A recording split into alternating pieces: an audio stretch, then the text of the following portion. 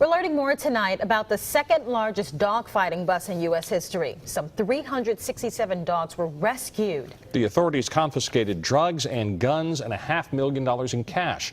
Fox 10 News reporter Candace Murphy is digging deeper into the story, and she discovered that a local man is one of the suspects in this case. Candace? Yeah, Bob and Lenise, I discovered one of the 12 men indicted in this dogfighting investigation is a man named Urkus Forrest from Theodore, and he has a criminal history. Today I spoke with neighbors about the dogfighting. Investigators seized nearly 400 pit bulls Friday in raids in Alabama, Georgia, and Mississippi. Today, the 12 men charged entered not guilty pleas in an arraignment hearing. One of those men is Urkus Forrest of Theodore. A neighbor who asked to remain anonymous claims there was dogfighting going on behind her home.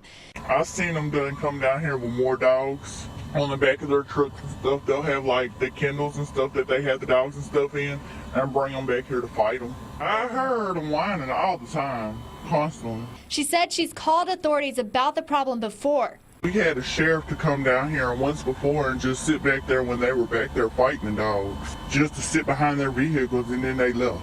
So they've probably been watching them ever since.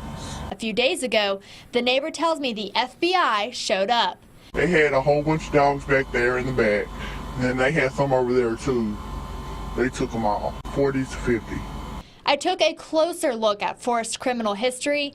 It doesn't show any animal cruelty charges, but he was arrested in June for attempting to elude police and trafficking marijuana.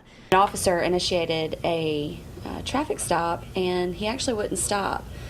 He fled from the officer, and then while he was fleeing, threw items out of the car window. 8 of the defendants in the dogfighting case are free on bond. The other 4 are being held in the Montgomery jail, waiting another court hearing. The Humane Society and ASPCA moved the dogs into shelters to be rehabilitated. The two groups are doing evaluations of each dog, and that will be used as evidence in the case.